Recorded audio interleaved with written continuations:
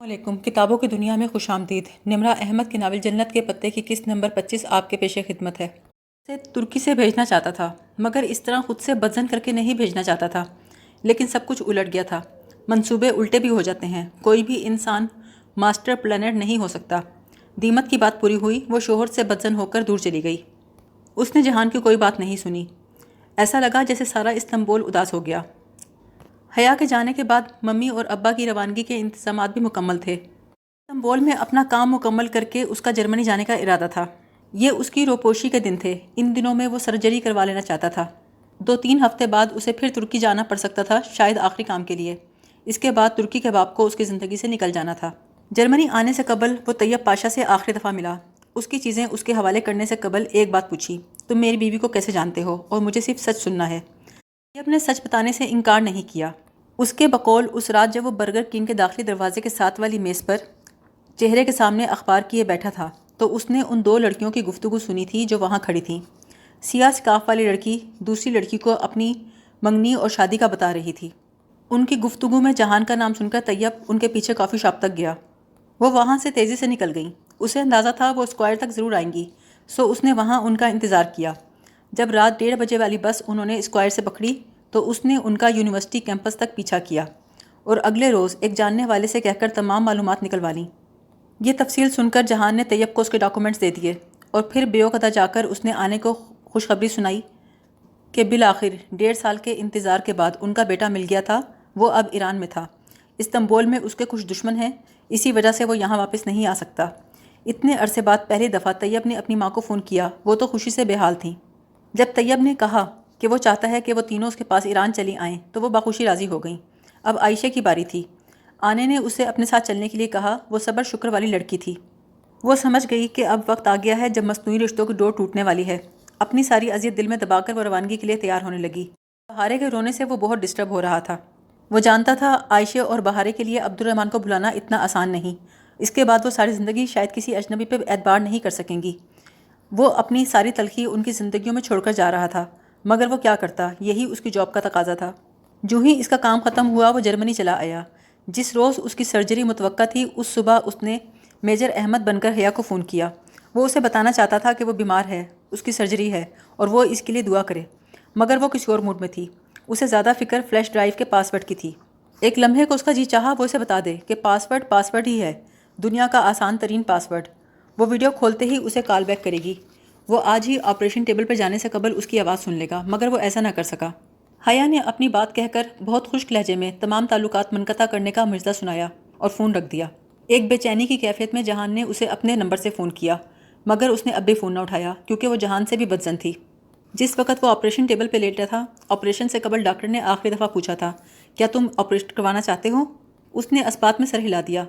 وہ اپنے رسک پہ سرجری کروا رہا تھا۔ سارے سود و زیاں اس کے کھاتے میں آنے تھے۔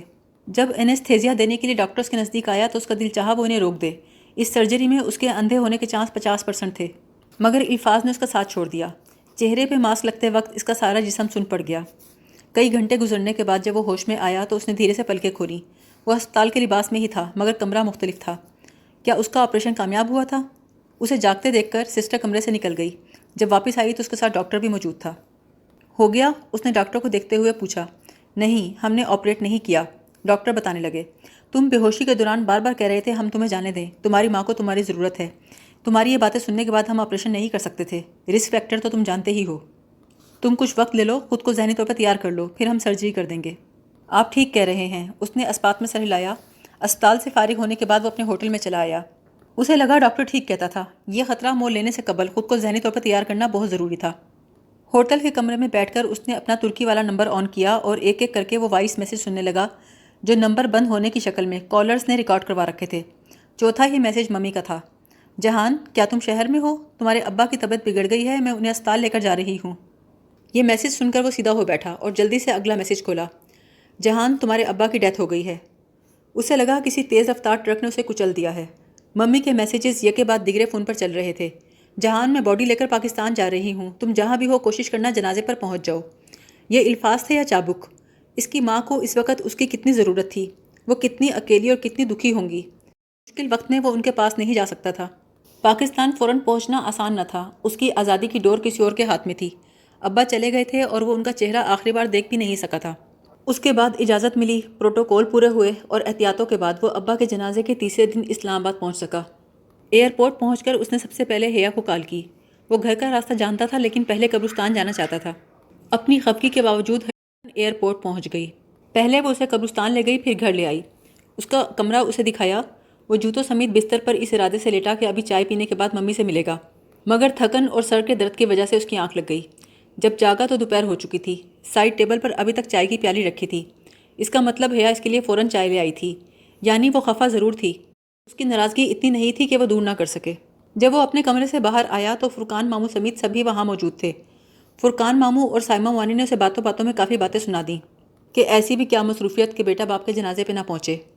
فاطمہ نے اس کا پروگرام بہت اپنائیت سے پوچھا اور کہا الگ اپارٹمنٹ کی کیا ضرورت ہے، یہی گھر ہے سبین کا۔ کتنے ہی دن کے بعد وہ مسکرایا۔ وقت بدلتا ہے تو لوگ بھی کتنی جلدی بدل جاتے ہیں۔ فاطمہ ماہمی کی خواہش بجا تھی، مگر اسے لگتا تھا کہ اس کے نصیب میں پاکستان میں رہنا لکھا ہی نہیں، مگر فی الحال وہ اپنے خیالات ان لوگوں سے شیئر نہیں کرنا چاہتا تھا۔ حیا اس سے کھچی کھچی سی تھی، کبھی شاپنگ کے بہانے، کبھی کسی کام کے لیے وہ اس کو اپنے ساتھ لے جاتا۔ وہ بات بھی کرتی لیکن ریزرو ہی تھی۔ وہ انتظار کر رہا تھا کہ کب وہ اپنے دل کی بھڑاس نکالتی ہے۔ بالآخر اس نے حیا سے ڈائریکٹ ہی بات کر لی اور ذکر چھیڑا کہ وہ طیب حبیب کو کیسے جانتی ہے۔ عبد الرحمن پاشا، امت اللہ حبیب پاشا کا بیٹا۔ حیا کی بات سن کر وہ چونکا۔ وہ اسے عبد الرحمن اور طیب حبیب کو مکس کر بیٹھی تھی۔ پھر اس نے اپنی پوری روداد جہان کو سنا دی۔ یہ سب وہ پہلے سے جانتا تھا، صرف ایک نئی بات تھی۔ حیا نے پاشا پہ کافی الٹ دی تھی۔ ویری گڈ، پاشا نے یہ بات نہیں بتائی تھی، مگر وہ اپنی بیوی کی خداداد صلاحیتوں کو کیسے بھول گیا تھا۔ حیا نے ابھی تک USB فلیش نہیں کھولی تھی۔ جہان نے آدھی سچی آدھی فرضی وضاحتوں سے اس کو وقتی طور پہ مطمئن کر دیا۔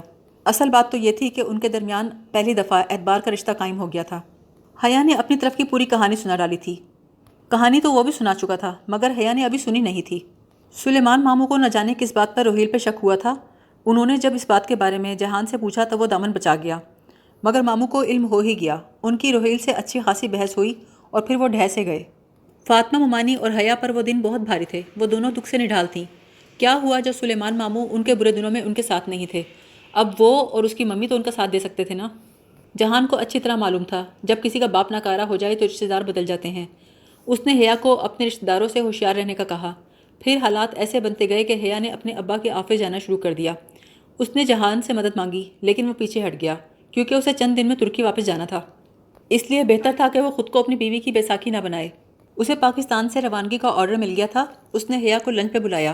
وہ اپنی بیوی کو کچھ خاص بتانا چاہتا تھا۔ جب بتا چکا اور کھانا آ گیا، وہ نقاب کے اندر اطمینان سے کھانا کھا رہی تھی، ایک دم بولی، تمہیں اچھا لگتا ہے میرا یوں نقاب لینا؟ وہ بے اختیار چوکا۔ اس نے تائید تو کر دی مگر الجھ گیا۔ کیا وہ نقاب اس لیے کرتی تھی ان کو اچھا لگے؟ وہی پرانی شک کرنے کی عادت۔ وہ کتنا بے اعتبار، کتنا بے یقین ہو گیا تھا۔ پھر بھی اس نے سوچا کہ جانے سے قبل حیا سے اس بارے میں ضرور بات کرے گا۔ اس کے نانا کی برسی تھی۔ فاطمہ موانی نے اسے لانچ میں روک لیا۔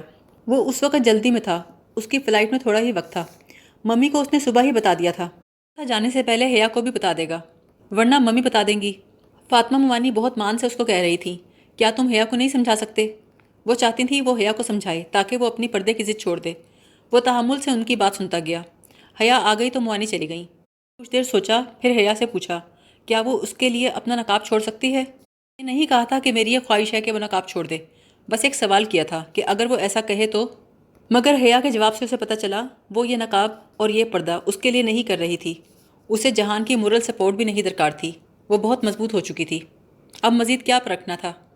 اس کی فلائٹ کا ٹائم ہو گیا تھا۔ حیا کو کوئی امید، کوئی وعدہ دیے بغیر وہ وہاں سے چلا آیا۔ یہاں سے اسے پہلے استنبول جانا تھا۔ اگر وہاں کچھ کرنے کو نہ رہ گیا تو وہیں چلا جائے گا جہاں کے بارے میں چند روز قبل وہ حیا کو بتا چکا تھا۔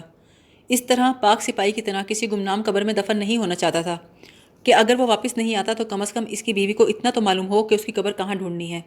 حیا نے یہ ویڈیو شروع سے آخر تک جتنی بار دیکھی اتنا ہی اس کا دکھ بڑھتا چلا گیا۔ بار بار اس کے ذہن میں ایک ہی بات آتی تھی، وہ اس کا کتنا خیال رکھا کرتا تھا۔ وہ کبھی بھی نہ جان سکی کہ نرم لہجے والا میجر احمد ہی جہان ہے۔ صرف ایک دفعہ اس کو شک ہوا جب سبانجی میں جھیل کے کنارے جہان اسے نرمی سے کچھ سمجھا رہا تھا۔ آواز مختلف تھی لیکن انداز میجر احمد کا سا تھا۔ اور جب وہ اغوا ہوئی تب ہوش کھونے سے قبل اس نے فون کال کی گھنٹی سنی تھی۔ وہ جہان تھا جو اسے کال کر رہا تھا تاکہ وہ اندازہ کر سکے کہ وہ کس کمرے میں تھی۔ پھر اس نے کسی کو، اس روسی آدمی کا سر دیوار میں مارتے ہوئے دیکھا تھا۔ اس وقت وہ بے ہوش ہوتی جا رہی تھی۔ وہ نہیں جان سکی کہ جہان اس کے پاس تھا۔ وہ ہمیشہ اس کے پاس ہوتا تھا، ایک خاص فاصلے سے اس پر نظر رکھے ہوئے۔ لیکن پنکی نے ایسا کیوں کہا تھا؟ جب تک آپ یہ باکس کھولیں گی وہ شاید اس دنیا میں نہ رہے۔ اس نے ایسے الفاظ کیوں استعمال کیے تھے؟ تاکہ وہ یہ سمجھے کہ ڈولی کی زندگی کسی بے یقینی کا شکار ہے۔ وہ اپنے بارے میں ہر وقت ایسی باتیں کیوں کیا کرتا تھا؟ ہر وقت موت کے لیے، دنیا چھوڑنے کے لیے تیار۔ جہان سکندر ایسا کیوں تھا؟ اور اہم بات یہ کہ اب وہ کہاں تھا؟ یہ ویڈیو ذرا پرانی تھی، اس میں بہت سی چیزوں کی وضاحت نہیں تھی، مگر اس وقت وہ سب باتیں بے معنی تھیں۔ اہم بات یہ تھی کہ وہ کہاں تھا۔ اس نے فون نکالا اور ہر وہ نمبر ٹرائی کیا جو وہ جانتی تھی، مگر اسے ہر نمبر بند ملا۔ شاید پھپھو کو کچھ علم ہو۔ وہ نماز پڑھ کر باہر نکلی۔ اس کا دایاں پاؤں اور ٹخنا اور ایڑی بہت درد کر رہے تھے، شاید موچ آئی تھی، مگر فی الحال پٹی باندھنے کا مطلب اماں اور ابا کو یہ بہانہ دینا تھا کہ وہ اسے ترکی جانے سے روکیں۔ پھپھو اپنے کمرے میں نماز پڑھ رہی تھی۔ وہ ان کے قریب کاؤچ پر بیٹھ گئی۔ پھپھو نے اپنا چہرہ دونوں ہاتھوں میں چھپا رکھا تھا اور دعا مانگ رہی تھی۔ شاید وہ اپنی بیٹے کی سلامتی مانگ رہی تھی۔ اسے دیکھا تو خوشگوار سے حیرت ہوئی۔ ارے تم یہاں کب سے بیٹھی ہو؟ مجھے تو پتہ ہی نہیں چلا۔ مجھے آپ سے کچھ بات کرنی تھی پھپھو۔ کیا آپ جانتی ہیں جہان کدھر ہے؟ وہ ذرا رکیں۔ ویسے وہ مجھے بتا کر نہیں جایا کرتا، مگر جانے سے پہلے اس نے کہا تھا کہ اس نے تمہیں بتا دیا ہے کہ وہ کہاں جا رہا ہے۔ اچھا؟ حیا نے حیرت سے انہیں دیکھا۔ پھپھو مزید بولیں، وہ کہہ رہا تھا کہ ایک آخری کام ہے، پھر وہ ترکی چھوڑ دے گا۔ اچھا پھپھو، مجھے کل جانا ہی ہے استنبول کلیئرنس کروانے، ساتھ ہی میں یہ بھی کام کروں گی کہ اسے ڈھونڈ لوں گی۔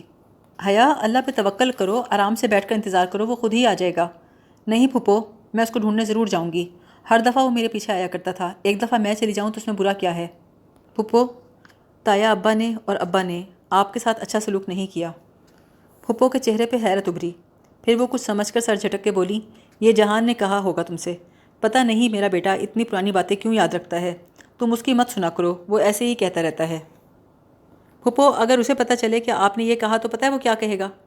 ہاں جانتی ہوں، وہ کہے گا میری ممی کی مت سنا کرو، وہ ایسے ہی بولتی رہتی ہیں۔ ناشتے کی میز پر اماں نے سرسری سے انداز میں اسے یہ بات بتائی، کل دوپہر عابدہ بھابھی جو آئی تھی نا، وہ رضا کے لیے تمہارا رشتہ مانگ رہی تھیں۔ میرا رشتہ؟ آر یو سیریس اماں؟ ہاں تو حیا، جب تم خواہ کی ضد سے جہان کو اپنی زندگی سے نکالو گی تو لوگ یہی کریں گے نا۔ وہ چکرا کر رہ گئی۔ جہان اس کی وجہ سے نہیں گیا تھا، وہ جانتی تھی، مگر باقی سب نہیں جانتے تھے۔ اماں، عابدہ چچی سے کہیے گا آئندہ ایسی باتیں سوچے بھی مت۔ لوگوں کو میرا اور جہان کا رشتہ بھلے کمزور لگتا ہو، مگر ہمارا رشتہ بہت مضبوط ہے۔ صبح ہی صبح اماں کی باتیں سن کر اس کے سر میں درد ہو گیا تھا۔ آج اسے آفس نہیں جانا تھا، ابا آج سے آفس جانا شروع ہو گئے تھے۔ وہ تھوڑی دیر کے لیے ابا کے آفس چلی آئی۔ اس وقت وہ ایک فائل پڑھ رہے تھے۔ حیا کو بیٹھنے کو کہا اور بولے، مارکیٹنگ فنڈ میں سے کٹوتی کس نے دی ہے؟ اور اس کے علاوہ یہ تو بتاؤ، شیئر ہولڈرز کو سالانہ ڈیویڈنڈ دینے کی کیا ضرورت تھی؟ انہیں اس کی کارکردگی میں کئی غلطیاں دکھائی دے رہی تھیں۔ ابا، ایک تو میں نے بغیر تنخواہ کے اتنے دن کام کیا، اوپر سے ڈانٹ بھی مجھے پڑے گی۔ وہ مسکرا کر بولے، بیٹا احسان جتانے سے ضائع ہو جایا کرتے ہیں، رہنے دے ابا۔ اچھا بتائیں، ولید کی ایف آئی آر کا کیا بنا؟ وہ پولیس کو نہیں مل رہا، اس کا باپ اس کو گرفتار نہیں ہونے دے رہا۔ بہرحال میں اس کو ایسے نہیں جانے دوں گا۔ کیا مجھے تم سے کچھ ضروری بات کرنی ہے؟ یہ بتاؤ، یہ جہان واپس کیوں چلا گیا ہے؟ حیا سمجھتی تھی بیماری کے باعث ابا بہت سے معاملات سے انجان ہیں، مگر پھر بھی ان کے کانوں تک کچھ نہ کچھ پہنچ ہی گیا تھا، اور اب بالآخر وہ حیا سے دو ٹوک بات کر رہے تھے۔ ابا، اسے وہاں کچھ کام تھا، آ جائے گا کچھ دن میں واپس۔ ابا سوچتی نگاہوں سے اسے دیکھنے لگے، پھر بولے، سائمہ بھابھی تو کچھ اور کہہ رہی تھیں۔ حیا نے لاپرواہی سے شانے اچکائے۔ سائمہ تائی تو ہماری دادی پر بھی ساری عمر یہ الزام لگاتی رہی تھیں کہ وہ ان پر جادو کراتی ہیں۔ اگر سائمہ تائی کا جہان کے بارے میں تجزیہ درست مانا جائے تو دادی والا بھی درست ماننا چاہیے۔ دیکھو حیا، مجھے تمہارے اس برقعے سے کوئی مسئلہ نہیں ہے، لیکن اس کی وجہ سے تم نے اپنے تایا کو، اپنی ماں کو اور بہت لوگوں کو ناراض کر دیا ہے۔ اور اب جس طرح جہان چلا گیا ہے، میں جاننا چاہتا ہوں، کیا تم نے خلا کے بارے میں سوچا ہے؟ میں نے آپ سے کہا تھا نا مجھے ترکی سے ہو کے آ لینے دیں، میں دیکھوں گی، اگر وہ لوگ رشتہ رکھنا نہیں چاہتے تو میں طلاق لے لوں گی۔ ہاں تو اب تو تم آ چکی ہو نا؟ ابا، میں ابھی واپس نہیں آئی، آفیشلی ابھی مجھے ترکی سے واپسی کی کلیئرنس نہیں ملی، پرسوں میں استنبول جا رہی ہوں، ہم واپسی پر اس بات کو ڈسکس کریں گے۔ ابا کے آفس سے اٹھ کر وہ یونیورسٹی چلی آئی۔ یونیورسٹی کے انٹرنس بلاک سے نکلی تو سامنے ایک طویل روش تھی جس کے اختتام پر مین گیٹ تھا۔ اسے ہیل پہننے کی اتنی عادت تھی کہ دکھتے پیروں کے باوجود ہیل پہن کر آ گئی تھی، مگر اب دایاں پاؤں ٹخنے اور ایڑی سے درد کر رہا تھا۔ سڑک عبور کر کے وہ گیٹ کے باہر آئی، کار سامنے ہی کھڑی تھی۔ ڈرائیور نے اسے آتے دیکھ کر فوراً دروازہ کھولا۔ H10 کا سارا علاقہ خالی خالی سا تھا۔ یونیورسٹی کی حدود سے نکل کر کار اب مین روڈ پر دوڑ رہی تھی۔ اطراف میں دونوں طرف فیکٹریز اور عمارتیں تھیں۔ ابھی وہ زیادہ دور نہیں گئے تھے، اچانک الہی بخش نے بریک لگائے۔ وہ ٹیک لگائے بیٹھی تھی، جھٹکے سے آگے کو ہوئی۔ کیا ہوا؟ یہ گاڑی سامنے آ گئی بی۔ سامنے ایک چمکتی ہوئی سیاہ اکارڈ کھڑی تھی، ایسے کہ ان کا راستہ بلاک ہو گیا تھا۔ ڈرائیونگ سیٹ سے سیاہ سوٹ میں ملبوس ایک شخص نکلا اور تیزی سے ان کی طرف آیا۔ یہ ولید تھا۔ اس نے اسی گاڑی سے طیب فرقان کو ٹکر ماری تھی۔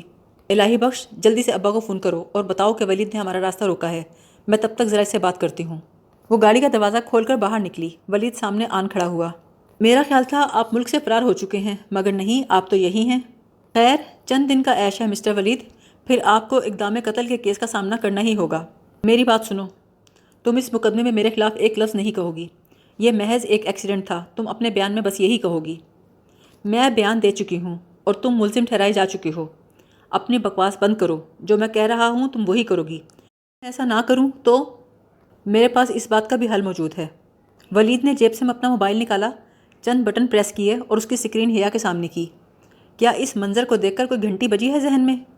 وہ ایک زہریلی مسکراہٹ کے ساتھ بولا۔ حیا نے ایک نگاہ اس کی موبائل سکرین پر ڈالی، پھر نگاہ ہٹانا بھول گئی۔ شریفوں کا مجرا، اس ویڈیو کی جھلک کسی نے کھولتا ہوا پیتل اس کے سر پہ ڈال دیا تھا۔ نکل گئی نا اکڑ، اب آئی ہو نا اپنی اوقات پر۔ سوچو میں اس ویڈیو کے ساتھ کیا کیا کر سکتا ہوں، تمہارے خاندان کے تمام مردوں تک پہنچا سکتا ہوں۔ لہٰذا اس کیس میں میرا نام لینے کی غلطی دوبارہ مت کرنا، ورنہ میں تمہیں کسی کو منہ دکھانے قابل نہیں چھوڑوں گا۔ یہ کہہ کر وہ کسی پرسکون فاتح کی طرح پلٹ گیا، اپنی کار میں بیٹھا اور چلا گیا۔ حیا کو لگا جیسے وہ کسی سمندر کی گہرائی میں ڈوبتی جا رہی ہے۔ اب گاڑی میں بیٹھی، گاڑی کب چلی، وہ گھر کب پہنچی، کیسے اسے ہوش نہ تھا۔ ابھی اس نے لانچ میں قدم رکھا تھا کہ سامنے کوئی کھڑا نظر آیا۔ بلیو جینز، سیاہ ٹی شرٹ، سنہری رنگت، بڑی بڑی آنکھیں۔ وہ ہنستے ہوئے کسی سے بات کر رہا تھا۔ آہٹ پر پلٹ کر حیا کو دیکھا۔ وہ نقاب اپنے چہرے سے اتار رہی تھی۔ وہ خوشگوار حیرت سے بولا، یہ ہمارے گھر میں جامعہ حفظہ کہاں سے آ گیا؟ حیا نے دھیرے سے پلکیں اٹھا کر دیکھا۔ اس کی آنکھوں نے اس شخص کا چہرہ اپنے دماغ کو بھیجا، پھر بصارت نے یہ دماغ کو پیغام ڈی کوڈ کیا۔ پھر اس شخص کا نام اس کے لبوں تک آیا، روہیل۔ چند لمحے لگے اسے اپنے شل ہوتے دماغ کے ساتھ اپنے بھائی کو پہچاننے میں۔ ارے اتنے شوقڈ تو ابا بھی نہیں ہوئے تھے مجھے دیکھ کر جتنی تم ہو رہی ہو۔ وہ مسکرا کر اسے ملا۔ وہ بس خالی خالی نظروں سے اسے دیکھ رہی تھی۔ حیا ادھر آؤ، ان سے ملو، یہ نتاشا ہے، اماں نے اسے پکارا۔ اماں کے ساتھ صوفے پر ایک لڑکی بیٹھی تھی۔ اس نے بس سر کے اشارے سے اس کو سلام کیا، پھر روہیل کو دیکھا۔ میں ابھی واپس آتی ہوں فریش ہو کر۔ کمرے میں آ کر اس نے دروازہ بند کیا اور خالی و ذہنی کے عالم میں بیٹھ گئی۔ انسان سمجھتا ہے گناہ بھلا دینے سے وہ زندگی سے خارج ہو جاتے ہیں، مگر ایسا نہیں ہوتا۔ گناہ پیچھا کرتے ہیں، وہ عرصے بعد بھی اپنے مالک سے ملنے آ جاتے ہیں۔ گناہ قبر تک انسان کے پیچھے آتے ہیں۔ اس کے گناہ ایک بار پھر اس کے سامنے آ گئے تھے۔ انہوں نے دنیا کے ہجوم میں اپنے مالک کو تلاش کر لیا تھا۔ ولید کے پاس وہ ویڈیو کہاں سے آئی وہ نہیں جانتی تھی، مگر ایک بات طے تھی، اللہ نے اسے معاف نہیں کیا تھا۔ ابھی اس کے گناہ دھلے نہیں تھے۔ اس کے گناہ آج بھی سائے کی طرح اس کا پیچھا کر رہے تھے۔ اگر یہ سب اس کے خاندان والوں کے سامنے آ گیا تو کیا ہوگا؟ ولید کے ہاتھ اس کی کمزوری لگ گئی تھی۔ وہ اس کے خلاف گواہی نہ بھی دے تو کیا ولید بس کر دے گا؟ نہیں، وہ جان چکا ہے کہ اس کے پاس کیا چیز ہے۔ وہ بار بار اسے استعمال کرے گا۔ کیا وہ اس کے ہاتھوں اسی طرح بلیک میل ہوگی؟ اس نے کیوں ولید کو تھپڑ نہیں دے مارا؟ وہ کیوں ڈر گئی؟ وہ یہ ظاہر نہ کر سکی کہ اسے ان باتوں سے کوئی فرق نہیں پڑتا۔ سب کچھ اتنا غیر متوقع ہوا تھا کہ وہ سنبھل نہیں سکی تھی اور ولید جیت گیا تھا۔ اس نے اللہ سے اپنی غلطیوں کی کتنی معافی مانگی تھی۔ اب خود کو اللہ کی پسند کے مطابق ڈھالنے کے بعد جب اسے اپنے گناہ بھولتے جا رہے تھے تو وہ سب اچانک اس کے سامنے آ گئے تھے۔ وہ بری لڑکی نہیں تھی، اس کا کبھی کوئی افیئر نہیں رہا تھا، مگر ایک صرف خوبصورت دکھنے کی خواہش میں اس سے ایسی غلطیاں ہوئی تھیں جو اب تک معاف نہیں ہو سکی تھیں۔ آنسو تھے کہ رکنے کا نام نہ لیتے تھے۔ وہ کب سوئی اسے پتہ ہی نہ چلا۔ ذرا حواس ٹھیک ہوئے تو روہیل اور اس کی بیوی کا خیال آیا۔ اسے تو ٹھیک سے دیکھا بھی نہیں تھا، پتہ نہیں اماں نے اس کا نام کیا بتایا تھا۔ وہ کمرے سے نکلی تو اس نے دیکھا گھر میں چہل پہل سی ہے۔ سہرش اور ثنا عابدہ چچی کے ساتھ آئی ہوئی تھیں۔ ارم، سونیا اور سائمہ تائی بھی لانچ میں تھیں۔ روہیل کی بیوی فاطمہ کے ساتھ والے صوفے پر دوپہر کے سے اندازیں بیٹھی تھی، ٹیک لگا کر ٹانگ پر ٹانگ رکھے، گلابی قمیص کے ساتھ کیپری، بال سیاہ گھنگھریالے، مگر بھوری سنہری اسٹرکنگ میں ڈائی کروا رکھے تھے۔ نقوش سے وہ نیپالی لگتی تھی۔ رنگ گندمی تھا، رخسار کی ہڈیاں اونچی تھیں، چہرے کی جلد عام امریکی لڑکیوں کی طرح ویکسنگ کرانے کے باعث چھلی چھلی سے لگ رہی تھی۔ حیا کو سمجھ نہیں آ رہا تھا وہ اسے اچھی لگ رہی تھی یا بری۔ سوری، صبح میری طبیعت ٹھیک نہیں تھی، صحیح سے مل نہیں سکی۔ اس نے معذرت کرتے ہوئے ایک نظر اماں پہ ڈالی۔ اماں اتنی نارمل کیوں تھیں؟ کیا اماں اور ابا نے اس لڑکی کو قبول بھی کر لیا اتنی آسانی سے؟ اٹس اوکے، وہ لڑکی بولی۔ نہ تو اس کے انداز میں رکھائی تھی، نہ ہی والہانہ گرم جوشی، بس نارمل سا انداز۔ کھلی کھڑکی سے حیا نے دیکھا پھپھو کچن میں کام کر رہی تھیں. وہ سیدھی انہی کے پاس چلی گئی. آؤ حیا، نتاشا سے ملی؟ اس کا نام نتاشا ہے؟ ہاں ہاں، کیوں کیا ہوا؟ اوہ، پھپھو سمجھ گئیں. ارے حیا، اگر روسی اس خوبصورت نام سے کچھ غلط مطلب لیتے ہیں تو اس میں اس نام کا کیا قصور؟ قصور تو روسیوں کا ہے نا. صحیح بات ہے پھپھو، مگر روہیل اچانک آ گیا. ابا کا ریئیکشن کیا تھا؟ وہ اسی لیے تو بتائے بغیر آیا ہے. بس بھائی نے تھوڑا بہت جھڑکا اور روہیل نے معافی مانگ لی. اب تو نتاشا نے اسلام بھی قبول کر لیا ہے، سو بھائی مان گئے ہیں. پھپھو، یہ سب اتنی آسانی سے ہو گیا؟ یاد ہے اسی شادی کی وجہ سے ابا کو ہارٹ اٹیک ہوا تھا. تو حیا، اب بھائی اور کیا کریں؟ اب تو روہیل شادی کر ہی چکا ہے اور نتاشا بھی مسلمان ہو گئی ہے، تو بس بات ختم. آخر روہیل اکلوتا بیٹا ہے اور بیٹوں کے قصور جلدی معاف کر دیے جاتے ہیں. صلیب پہ لٹکانے کو صرف بیٹیاں ہوتی ہیں. وہ واپس لانچ میں آ کر بیٹھ گئی. ابا نے اسے اپنے کمرے میں بلوایا. الہی بخش کہہ رہا تھا ولید نے تمہارا راستہ روکا ہے؟ ان کی آنکھوں میں برہمی سی تھی. جی ابا، وہ دھمکی دے رہا ہے کہ اگر ہم نے اس کے خلاف کوئی قدم اٹھایا تو وہ ہم پر ذاتی حملے بھی کر سکتا ہے. میں اس کو دیکھ لوں گا، اب تم اکیلے باہر مت جانا. کھانے کے بعد ثنا نے اس سے کہا کہ وہ ترکی کی تصاویر دکھائے. سو وہ سب کو لیپ ٹاپ میں تصویریں دکھانے کے لیے اپنے کمرے میں گئی. ارم اس کے ساتھ ہی کمرے میں آ گئی اور کہا کہ اس کے سر میں کچھ درد ہے، وہ ذرا لیٹنا چاہتی ہے.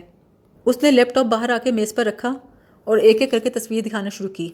نتاشا بھی نزدیک ہی بیٹھی تھی. وہ زیادہ وقت خاموشی تھی، بس کبھی کسی کا بات کا جواب دے دیتی. ایک تصویر دیکھ کر وہ ایک دم بولی، 1 منٹ ذرا پیچھے کرنا. حیا نے تصویر پیچھے کی. تصویر ڈی جے کی تھی. ادا کے بازار کا منظر تھا. عقب میں جہان کھڑا بگی باندھ سے بات کر رہا تھا. بگی کی سواری سے چند منٹ قبل کا فوٹو تھا. وہ تصویریں نہیں بنواتا تھا، مگر اتفاق سے اس تصویر میں نظر آ گیا تھا. یہ جہان ہے نا؟ نتاشا جیسے خوشگوار حیرت سے بولی. تم اسے کیسے جانتی ہو؟ فاطمہ نے پوچھا. یہ ہمارے پاس آیا تھا ایک دفعہ. اس نے ایک نائٹ اسٹے کیا تھا ہماری طرف. بہت سویٹ ہے. پھپھو مسکرائیں. ہاں، جہان نے مجھے بتایا تھا. مجھے خوشی ہے کہ تمہیں یاد رہا. آف کورس آنٹی، اس نے بالخصوص بتایا تھا. وہ روہیل کی بہن کا شوہر ہے، تو میں کیسے بھول سکتی تھی. پہلی بار حیا کو نتاشا اچھی لگی. ولید کی باتوں کی چھائی ہوئی کلفت ذرا سی کم ہوئی اور وہ انہیں باقی تصاویر دکھانے لگی. جب لیپ ٹاپ واپس کمرے میں رکھنے آئی تو ارم اس کے بیڈ پر بیٹھی اسی کے موبائل کو کان سے لگائے دبی دبی آواز میں کسی سے باتیں کر رہی تھی. یہ لڑکی بھی نا. حیا کو بڑا غصہ آیا. Please Iram, call log clear مت کرنا، میرے اہم نمبر ضائع ہو جائیں گے. جیسے ہی ارم نے کال کاٹی تو حیا نے فون کے لیے ہاتھ بڑھایا. ارم نے بغیر کسی شرمندگی کے فون اس کو واپس کر دیا اور کمرے سے چلی گئی. حیا نے کال لاگ چیک کیا. اسی نمبر پر جو اس نے اپنے موبائل کے اندر ایک میسج میں محفوظ کر رکھا تھا. ارم نے آدھے گھنٹے بات کی تھی، 30 منٹ سے زیادہ. چونکہ نمبر فون بک میں محفوظ نہیں تھا، سو ارم کو نمبر ملاتے وقت معلوم نہ ہو سکا. یہ نمبر اس فون میں پہلے سے درج ہے. اس نے افسوس سے گہری سانس لی. یہ لڑکی پتہ نہیں کیا کر رہی تھی. اگر عائشہ گل ہوتی تو وہ یہ کہتی، اچھی لڑکیاں چھپے ہوئے دوست نہیں بناتی. کاش یہ بات ارم کو وہ سمجھا سکتی. وہ لانچ میں واپس آئی تو باتوں کا دور ویسے ہی چل رہا تھا. سائمہ تائی نے ایک دم ہی پوچھا، جہان کی واپسی کا کیا پروگرام ہے حیا؟ شاید وہ جتانا چاہتی تھیں کہ اسے تو جہان کی خبر تک نہیں. حیا نے بہت ضبط سے گہری سانس لی. کل میں استنبول جا رہی ہوں نا تائی، پھر دیکھتے ہیں کیا پروگرام ڈیسائیڈ ہوتا ہے. اور واپسی کب تک ہے تمہاری؟ کچھ کہہ نہیں سکتی. جہان کے پروگرام پہ ڈیپینڈ کرتا ہے. شاید ہفتہ لگ جائے، پھر ہم ساتھ ہی واپس آئیں گے. اس کے لہجے کی مضبوطی پر سب نے، حتیٰ کہ اس کی اپنی ماں فاطمہ نے بھی اسے بے اختیار دیکھا.